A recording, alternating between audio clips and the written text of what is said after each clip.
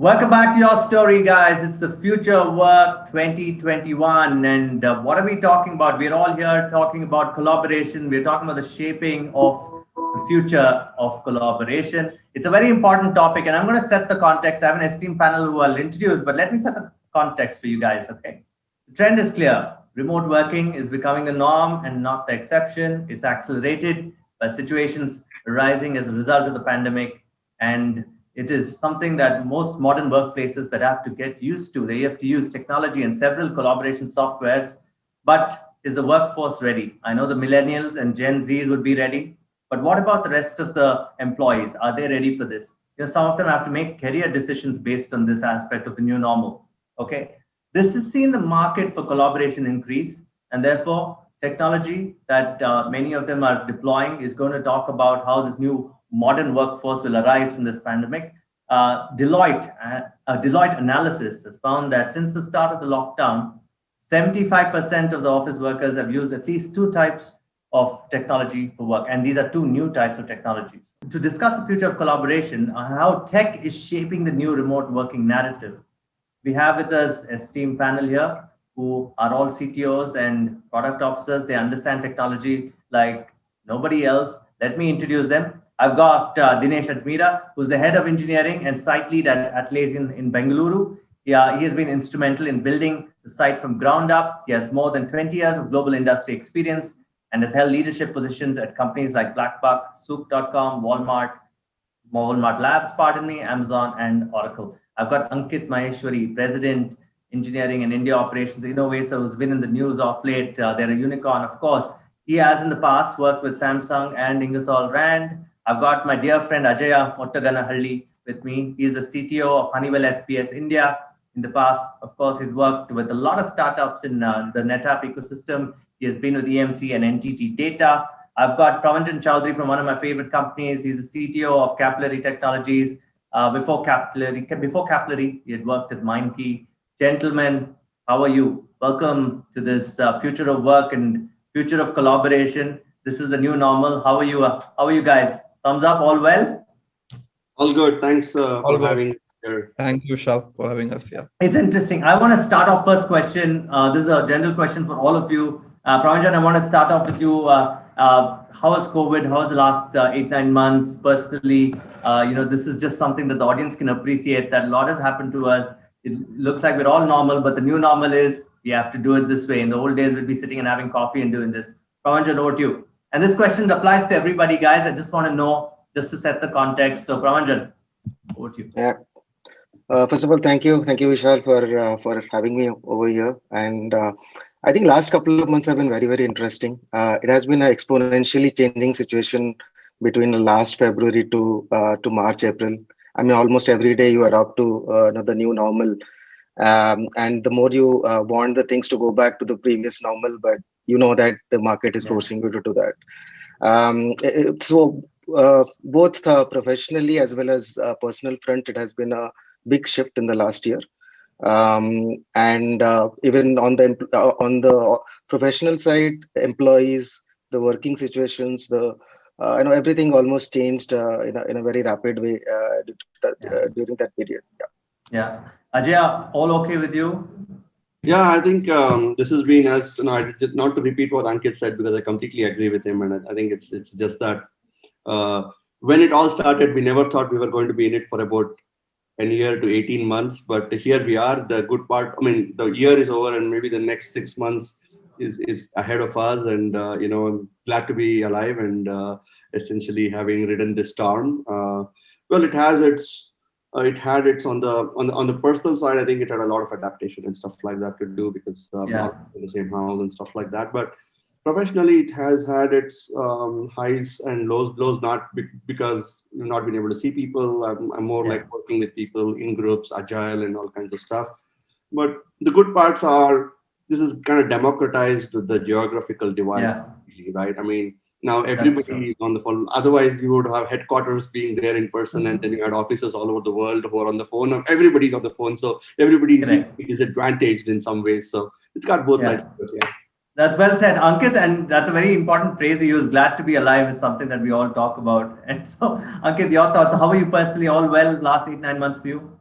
Yeah, I think it's been great. Like, obviously, it was a great change from what we used to be, and like the pandemic. And for us, even professionally, it was because we are in the health tech, and the biggest movement happened in the health tech, and we had to pivot a lot of models because when we were serving the US healthcare, we had to, we were coping up with our process changes, we had to build solutions for how the healthcare was changing, going to more virtual and building solutions. So for us, it was like double challenging, but those were the opportunity that we had to latch on to. So it was pretty exciting work time for us, like over there, like almost like everybody, even though remotely. And like I've been used to, like, because it's a startup, like it's just a few years old, it's a very close knit team. We are used to like being in office like even 20 hours a day, and then you are virtually basically on Zoom all the time. So it was a lot of learning, a lot of new things to come on. But I think just because of work pressure and because we were building for the community that was actually going to basically get us out of this whole pandemic, right? The healthcare workers out there. So I think it was really nice and great time for the last 1 year for us. Yeah. All kudos to you. You've helped a lot of healthcare workers, and that's amazing. Dinesh, from your point of view, all okay? And before we kickstart, I wanted your views on this also. All okay from your side? Yes, absolutely. I mean, plus one to everything that the panel said. It's been, I mean, 2020 has totally changed, right? How work really happens. So new normal, everybody getting used to it. On the personal front as well, there was a lot of learning as well in the process. Like I personally transformed myself as well in the journey, and on the professional front as well. I think the only addition that I would add, right, to everything that was talked about is it also created an opportunity for us to just rethink about how things are going to be shaping up for the future as well. So I think that's something that we have done over the last few months as well. I mean, it gave us that opportunity. Like, let's be bold. Let's define how we wanted the future to be, and go ahead and take those actions as well. Like, just as an example, we have gone ahead and announced Team Anywhere within Atlassian. We said that people can just work from anywhere, right? Fundamentally, it's a global initiative that will allow all employees to decide where do they want to work, be it in office, from home, or just any other location that is going to be productive for them in the post-pandemic world as well. So being able to make those decisions, I think, has been just made possible by the situation at hand itself. But yeah, I think it was a perfect opportunity to live that future of work ourselves as well. Yeah. I mean, I want to stay with you to understand this, right? Let's set the whole thing in context now. The future of work is about doing several things today. You can choose what you want to do, and the pandemic has led. What are the two unique things that your organization changed? You mentioned one of the global programs, and are people really adapting to this new normal of work? The reason I ask this is several things. I mean, a lot of people talked about spending more time with children, a lot of time with family, parents. Of course, some of them felt lonely, right? Because, especially the younger lot, right? And especially when there were new cities. So from your experience in Atlassian, what changed? What are the two unique things that really mattered? Sure, fair enough. Yeah, I think one of them, as I was talking about Team Anywhere, which is that global initiative, it will allow employees to work from anywhere. Basically, we felt that the how to work and where to work can be separated out from each other. And that's why we enabled the where part of it. And while also figuring out ways in which we can make it a lot more productive wherever somebody works from. We're still actually working through how this will work for each region. There are compliance requirements, particularly when you think about the Indian landscape, that we are still working through all of that as well. But we do believe that the future of work is going to be hybrid. And we are currently experimenting to understand what kind of practices do you really need to make that new work model truly work, right? I think one of the key pieces is asynchronous collaboration. Yeah. So that's one thing, being very deliberate about what needs to be done in live collaboration, similar to the one that we are having right now over a Zoom call, versus what all can be done asynchronously as well. I think the other thing, you asked about two things. So the other one that I would call out is our focus on employee well-being. Yeah. This new normal can be really tough on employees. I think all of you would have seen that as well. It has taken time for people to absorb. The work-life boundaries are fading away. It's been super challenging. So I think that's one thing that we have also announced a number of initiatives to just help our employees, to support them. A couple of them to just call out are some additional time off for employees' well-being to address their family caregiving needs as well. Or we launched a mental health platform for coaching, for therapy. And then we have tons of virtual engagement activities. We used to have them in person when we were all in office having fun at work as well. But now in this remote world, we have tried to see how to recreate a similar setup as well, where people can be engaged and can really enjoy wherever they are. My next question is more personal on the leadership side. Okay. And one is on the leadership side, you need empathy. Then you have technology, which is not, it's a tool. It's not empathetic, but it's the leaders who make it empathetic. Right? And you guys have all alluded to it in bits and pieces. So, I want to start with Ankit. Ankit, you mentioned, right? I mean, you had to get the doctors, to understand this and all that, right? So how did it change you as a leader on your approach to things? One. Secondly, how do you make technology have empathy and also ensure that, how you're measuring collaboration? How do you do that as a leader? Over to you. You're on mute, by the way. Yeah. I think as in soon like this whole remote working started, right? One of the most important thing that we felt was like when people are working from their remote location and are not sitting on the same table, right? It's very important to have the goals very clearly laid out and to be repeated time and again, right? So like we work on an OKR model, like how clear are the objective, how clear is the North Star for each and everybody, so that even if you're not talking every day or every minute, everybody is reaching towards this destination.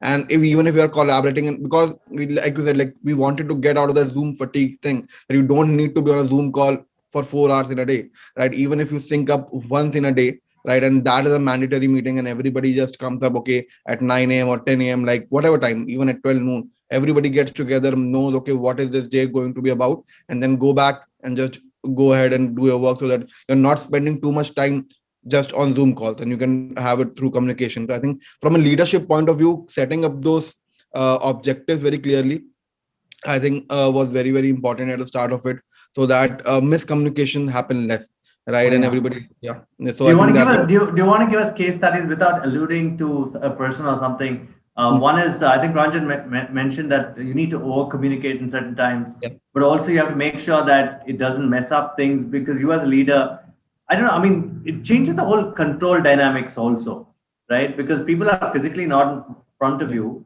right? So any facts that you've got, then like you said, you need to repeat this constantly, that this is how you work.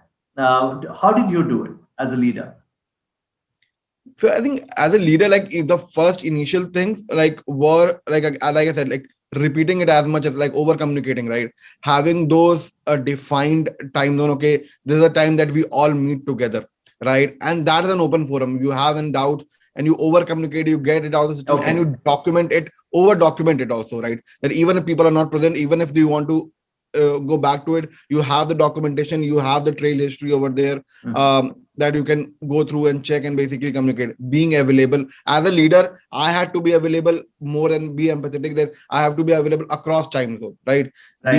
Your team can, like, you have to overwork your team is what basically I as a leader thought out, because I have to be reachable, because if they will have doubts, they can reach out to a central person to resolve those things, rather than basically pinging 10 different people to get to a common consensus. So you're saying that you got to define. You're saying that position you got to define. If you have a grievance, there's one person who handles it and works with you closely to redress it, right? Otherwise, it's going to be a major breakdown.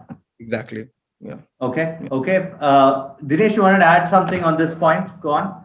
No, absolutely. So +1 to Ankit's point of having those OKRs or vision goals, right? Super clear. And just over communication is really crucial on that one. So +1 to that. I think the important thing also is roles and responsibilities. Defining that super clearly. It's not based on hierarchies, right, anymore. It's a lot based on how the team work. How do you enable the teams? So one of the, to talk about a case study on that, like one of the frameworks that has really helped us at Atlassian is a DAISY framework. Having very clear driver, approver, contributors, and informed folks. And that's not based on their seniority, right? That's based on who's the right person to be the driver for a particular initiative. So that really helps, and particularly in this remote world, to your earlier point, Vishal, when everybody is not there in the same room, becomes even more so important to know about who's playing what role. So that's another one which has definitely helped. I think listening to employees, right? I mean, getting in constant feedback. So just weaves in as well. And that happens at all levels, be it within a team through one-on-one manager connects, or when a team is doing a team mode check, right? Yeah. Very quickly, and there are multiple tools that have come out for that as well. So that absolutely helps as well. Or at a larger level where you do organization-wide level, where you do pulse check surveys. I think all of them have definitely helped us as well, and just continuously listening to the employees, understanding the challenges, trying to cater to their needs as well, and challenges that they are facing. I think all of them have to be embedded into the ways of working going forward as well. Okay, great. Which leads me to the next question, and I want to move to Ankit and Pravanjan here, and because they understand what the business side from their company's perspective is technology of collaboration here to stay? Are these tools here to stay? Number one, okay, and will this new normal increase your revenue significantly? I mean, you don't have to comment on your companies, of course. I know that that's not a fair question to ask, but will this allow the industry to increase revenues significantly? Are these tools here to stay? And to Ajay's point, yes, we may want to meet somebody, but if I don't have to travel to East Coast, West Coast, wasting an entire day, right? Will this change everything? Will this make us more dynamic? Ankit, over to you. Pravanjan, over to you. Ankit, starting with you first. And then Dinesh, you can take this too. Sure. I do think like this is going to stay, right? Because what I've heard both from the customer standpoint and our seller standpoint, that they like it, right? That unless and until it's a $50 million deal, right? They can still do it basically on the call, because if the customer is less stressed about hosting you, basically about approving your flight tickets and everything, it's a cost advantage for them as well. And earlier it was always a fear of unknown, that how will this happen, how will we trust you, how will we basically get it moving forward. Now when they have seen that yes, it works, right, by force, right, because they had no other option, now they know that yes, if it worked in the last 8 to 9 months and we have made huge deals, we have onboarded, we have started new solutions out there, it means it's possible. It's possible to do that. I'm pretty sure it's going to stay over there. Yes, few people still love to meet basically face to face. Like as soon as some relaxation started happening in the US, customers were all like, hey, you can come, and basically, and even few sellers, yes, I want to travel, and basically it would be easier to close a deal in one handshake rather than 5 Zoom calls basically spread over a week. So those things do happen. So it will be a hybrid model, but I don't think these technologies are going away, because it has provided that optimization and basically efficiency, operational efficiency throughout customer success, sales, engineering, right? Over there, different tools in different verticals, and I'm pretty sure that they're here to stay in a more hybrid model. So Ankit, would you say that's also the playbook? The hybrid model is the new playbook. You have to get used to it, right? That's well said. So Pravanjan, to you, because you handle retail, right? This whatever Ankit said, this hybrid model changes the landscape of retail and collaboration also, right? How is that going to pan out for you in case, because these technologies will allow you to, for example, it's not a $50 million deal. You might still want to do a Zoom, close it on a digital handshake. But if it's a big deal, you will then have to move. That changes everything, the way you experience retail, hotels, right? Your thoughts on this, please, and the playbook. Absolutely. I think it's my hunch is that it's going to be probably 90% online and probably 10% physical. It's going to be that way. Wow, that's radical. Right. That's so really... that's pretty much radical. Because I think everybody is loving the productivity, the automation, even the customer side. So they want to do as much as possible online, which used to be you send a team and the team does few things. Now you basically break it down saying, these 5 people are basically can do that work, online and collaborate. And probably for this one meeting, you need to go and figure it out. Or if it is more involved conversations, then you probably like to travel and go. And with this vaccines and all of these things coming in, that will ease down as well. So one side, it just forced everybody, all of us to collaborate, but that will going to also ease up the remote, the physical meetings as well going forward. So it's going to be 90-10 in my opinion for all the verticals that we know of, which have mostly into digitization space. So I would believe that it's going to stay, and there will be a hybrid model like this. Nice. Ajay, you'd agree with that, right? Dinesh, come to Ankit, you wanted to say something quickly. I just wanted to add one thing. Please. I want to just add one thing, right? Like this 90-10, 80, like I also feel like it's also going to be driven by competition a lot, because when I see, right, like if I'm not traveling, if my seller is not traveling and my competition is traveling, my seller will just want to be changes there. everything. So it is going to be also driven a lot by the community, right? Like if because they will see, and my seller might say, hey, they are doing a Zoom call which is 5 days later, I can just hop into their center. So I think that will also affect. So I don't know eventually. That is why I said a hybrid model, and the equation might shift because of how the competition also wants to come. That's really well. I'm sure there's going to be a book out on this soon. The way sales guys will behave, and the way they'll hustle. That's a wonderful point, Ankit. Ajay, you'd agree with that word, right? Of Pravanj and Ankit. Yeah, completely agree. Yeah. So I want to know from your perspective, right? Would you like these guys, the young startups, to come to you directly, or would you do a Zoom? It's personally, I would prefer a face-to-face meeting, because there's a lot of things you pick up when you meet somebody and you talk to them, rather than getting a Zoom. I think I would personally prefer that. That's my preference. Okay. There's a lot more to it than a Zoom call. But once you've known somebody, I think the Zoom call makes sense. Okay. What is your playbook? What is your playbook then? No. In the times of this pandemic, I think we have adapted, right? And I have met a lot of startups on Zoom, and then kind of we have worked it through and stuff like that. I mean, it makes sense, but building trust is a little bit hard. So it takes a lot more time, a lot more meetings to actually build that trust. There is no alternative to a face-to-face meeting, in my view. Well said. Dinesh, it leaves you with a tougher question. You make tools like Jira and Trello, right? You see this making an economic impact, a revenue impact on these companies, and what are the trends in the collaboration space? Perhaps we could end with that. What is the future of collaboration from Atlassian's perspective? Then I'll open it up to others for some advice to entrepreneurs on collaboration and call it a close. Dinesh, over to you. Sure.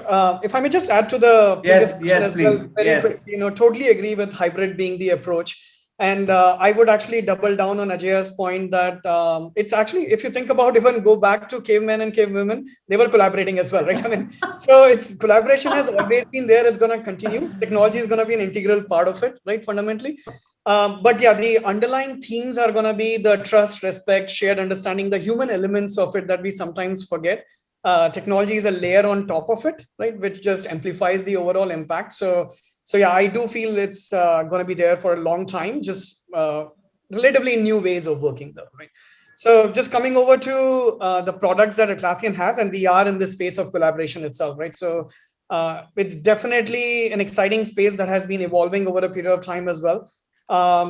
Did our product see an uptick? I mean, just very quick data point, just around the time that COVID hit us last year, around March timeframe, we unveiled our free cloud editions across our core products, be it Jira Software, Confluence, Jira Service Management, and so on.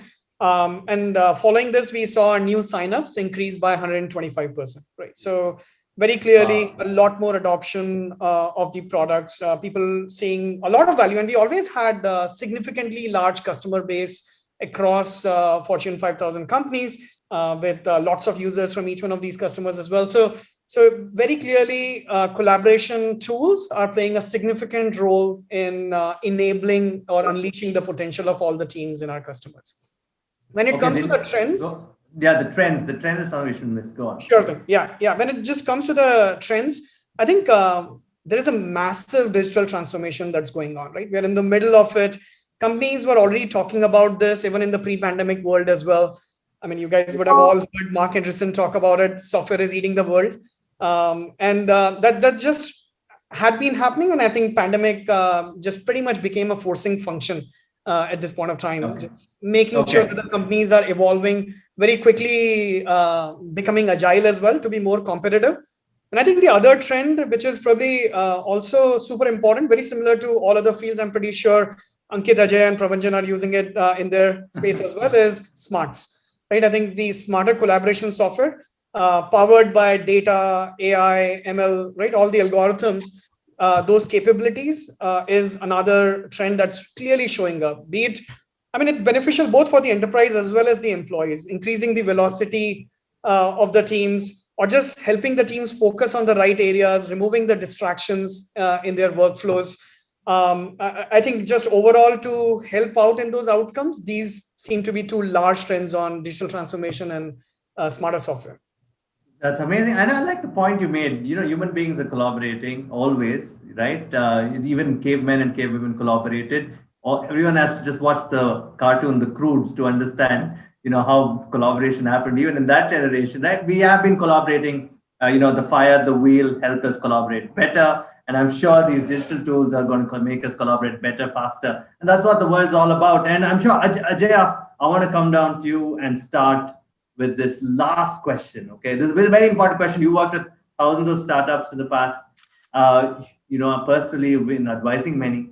You have to tell us what does collaboration mean in the modern context? Quick advice to them, just to summarize the context. Pravanjan, over to you. Ankit, over to you. Dinesh, you conclude with what your thoughts are, and then we call it a close. Ajay. Sure. No, and I think for me, collaboration is it's meaningful collaboration, right? I think we are moving from a realm of socializing to actually collaborating. I think that's something that we're happening, and I'm really glad we are going towards that, where you're having the conversations that actually matter, and you're putting money where the mouth is, and that's something that I've seen in the last 1 year, even with the startups that I'm advising, that I'm talking to, is something that I've seen. Even some of the VC conversations or the acquisition conversations that they're happening, it's becoming a lot more focused, and people don't want to actually spend time actually over a glass of wine to actually talk something about something about the world order, right? I mean, it's very much to the business, to the point. I think that's something that's actually taken place, and I really like that. I really like that we're having the conversation. Good. I think that's collaboration for me, actually. Okay, Ankit, Pravanjan. Absolutely. I think just agree with what Ajay and Dinesh said earlier. Collaboration is key. And in the new generation, probably in the entrepreneurship, you basically need a little more to start with. And also the collaboration has not just have to be about productivity, but also has to be about creativity, because you're trying to create a product. So you need more, even stronger focus on collaboration when you start up. So that would be my advice, to look out for tools, processes to make it happen. So that would be my suggestion. Yeah, and that's what the leaders of tomorrow should look at. Ankit, your thoughts? Yeah, I think for me, like when we talk about collaboration, it's always like, what are you collaborating for, right? So having that goal in mind is very, very important. So I think that for me, like whenever you collaborate, and that is why, like whenever you're setting up meetings, whenever you're setting up those discussions, having clear-cut agendas, basically knowing what do you want to achieve when you're collaborating together, right? I think that is a very key point, so that it becomes much more productive and it becomes much more useful. And you see, and that is when you see the value that, okay, we collaborated and we got this thing out.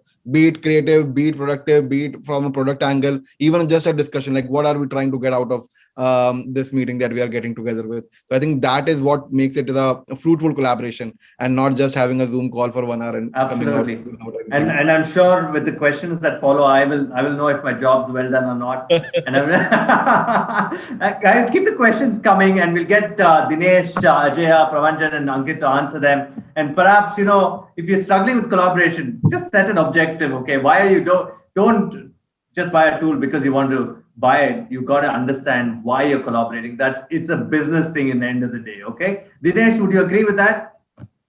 Absolutely. Right. I mean, and we talked about the digital transformation piece. I think as we are evolving very clearly, and I was just looking at some data point recently, World Economic Forum, in fact, called out that by 2025, 85 million jobs may be displaced by this shift in the division of labor between humans and machines. But at the same time, around 97 million jobs, so a whole lot more jobs are going to be created as well. So I think look at upskilling yourselves as well. I think that's what I would just leave you with a thought. That's where it's going to be exciting. Don't just look at the products or tools. Look at the tools, processes, methodologies that are going to help you be more effective. So all you sales guys, if you're worried that your bonuses are going to go away, they're not going to go away. Just learn these new tools, okay? And you don't have to learn to code or anything. You just have to log in, guys. Okay? So great. Pravanjan, Ankit, Ajaya, Dinesh, this has been an amazing panel. This is certainly the future of collaboration, and it's all happening here at the Future of Work 2021. Keep the questions flowing, guys. We'll also get some of these guys to come and talk to you if you're struggling with your collaboration. And to Ankit's point, I have a clear objective of why you're collaborating. Okay? Bye, guys. Thank you. Thank you. Thanks, Vishal. Everyone. Really great meeting. Thanks, everyone.